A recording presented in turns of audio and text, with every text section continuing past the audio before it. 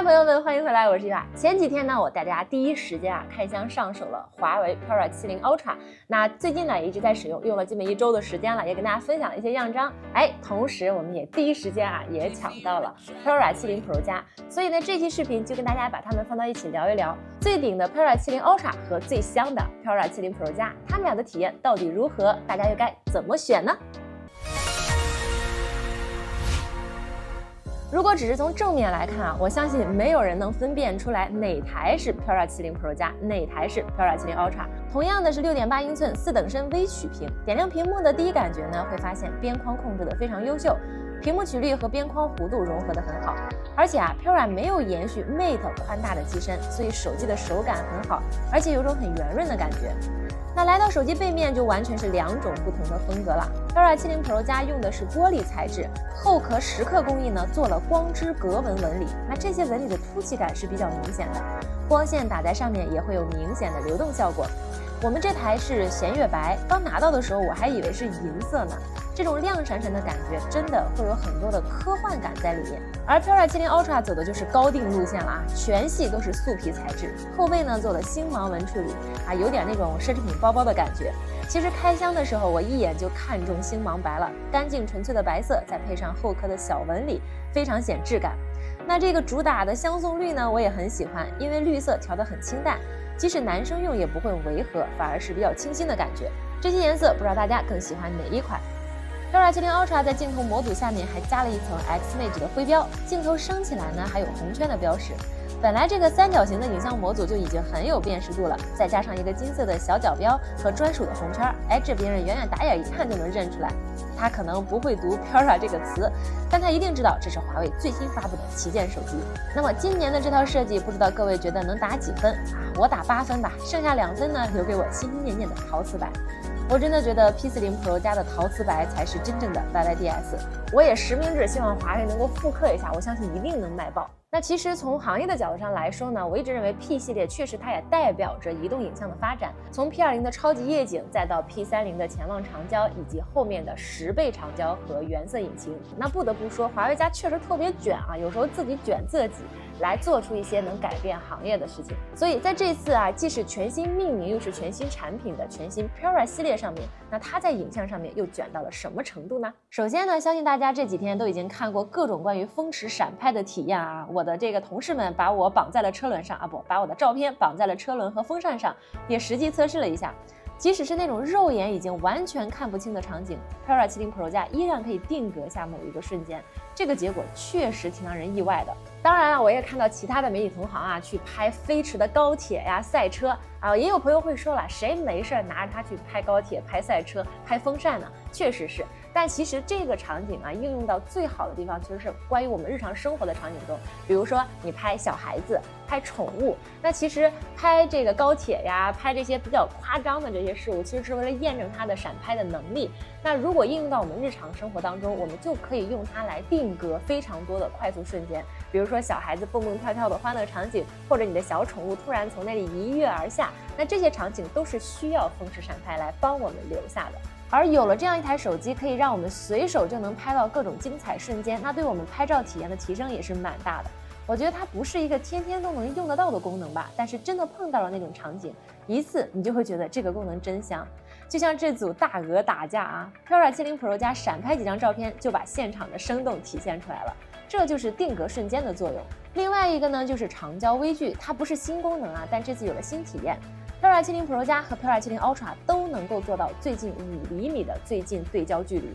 ，35倍的微距变焦。你看这只趴在树叶上的蜗牛看着很大，对不对？但它实际上只有这么一点点。还有这只蚂蚁身上的细节也都能被 P20 70很清晰的拍下来。再比如周围的植物，在进入微观世界之后都变得非常好拍，而且很容易出片。P20 70 Ultra 呢还用了一颗伸缩镜头主摄，但这个伸缩的组件不是很多人以为的用来变焦用的，而是单纯的为了增加镜头空间，来更好的匹配1英寸传感器和大光圈镜头。这个伸缩镜头结构它是不会随着镜头运动。如果我们在手动模式下调整焦点，可以看到真正的镜头在里边移动。当时开箱的时候还没有看到机器具体的资料，我还怀疑了一下机械结构的可靠性。没想到华为竟然给这套结构做了防水，检测到按压或者跌落也会自动收回。那从目前来看呢，这套机械结构的安全保障是有的。看来华为为了让手机变得更加轻薄，真的是花了不少心思在里面。那接下来我们来看看它的实测样张。这颗1英寸的表现非常扎实，因为大底加大光圈提升了进光量，所以即使在阴雨天气也可以捕捉到细节很丰富的画面。照片的色彩表现还是比较克制的，以真实还原为主，那呈现出来的观感很舒服。而且因为大底2倍裁切出来的画面也能保证不错的画质，完全是可用状态。华为的1英寸大底首秀算是达到了我们的预期，而 Peira 70 Pro 加同样是一颗5000万像素的主摄，在多数场景下都能保证和 Ultra 有着接近的成像表现了。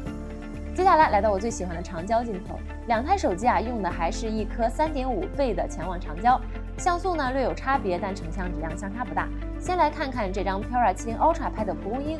看看这自然的前景深和锐利的细节，是不是老法师看了都得说一句刀锐奶化？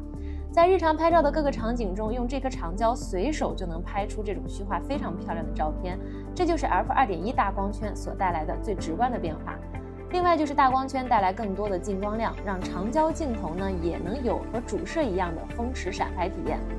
而长焦镜头在 City Walk 场景下绝对是出片利器了，从3.5倍到10倍的可用性很高，而且我要夸一下，就是在绝大多数场景下，它的色彩是十分统一的。我们也拍了一组人像，手机对于人物肤色和面部细节的处理很到位，美颜算法比较克制，它既处理到了瑕疵，又看不出明显的算法痕迹基本上是延续了之前那套 Pocket 2上的人像体验。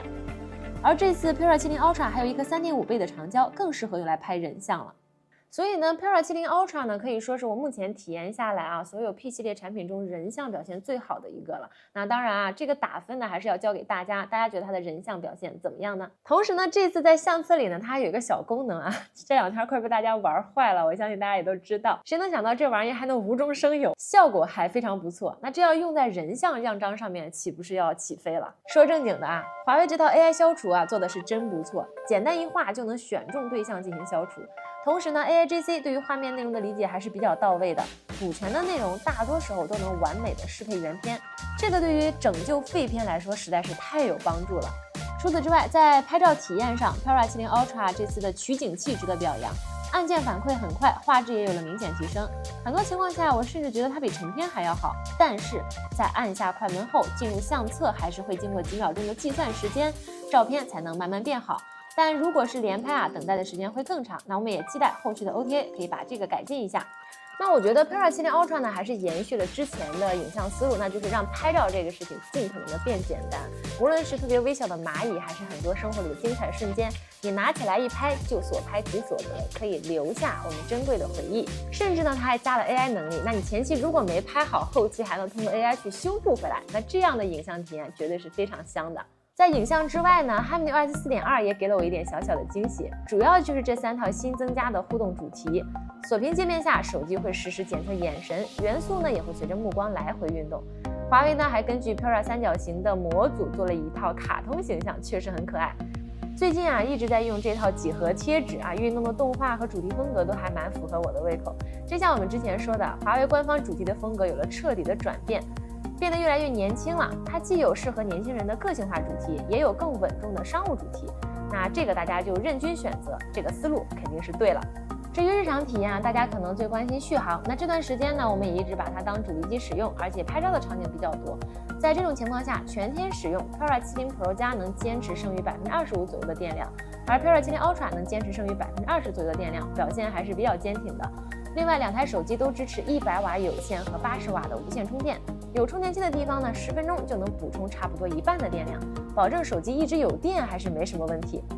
最后Peira 70 Pro 加和 Peira 70 Ultra 都支持了北斗卫星图片消息，可以使用卫星发送图片消息，同时还能自由编辑信息，能够更准确高效的传递信息。这个功能是很好但是我还是希望大家永远都不会用到。OK， 我们来总结一下。那我觉得我手里的这台华为 Peira 70 Ultra 是宣告了华为影像旗舰的回归，无论是影像表现还是日常的实际体验上面来说，它绝对算得上2024年的年度旗舰之一。我觉得我最开心的是在 Peira 系列上面，我既看到了前12年 P 系列的基因的延续和传承，同时我也看到了它在往新的方向走去，更加强大的影像，更加全面的体验，也会让 Peira 系列再去开启一个属于它的新时代。而现在呢，伴随着华为的 Mate 系列和 Pearl 系列的双旗舰重新满血回归，我觉得是真的一件非常开心的事情。而且我也期待加上未来纯血版鸿蒙 Nex 的到来，那到底它还会给我们带来多少的惊喜？我觉得敬请期待。OK， 那不知道大家对于这2款手机还有什么样的问题，或者我们没有解答到的，也可以在视频下方留言。当然也欢迎大家能够关注我们的账号，加入我们的粉丝群，一起聊聊科技，聊聊生活。好了，今天就聊到这里，我是伊娃，这里是伊娃的科技生活，我们下期拜拜。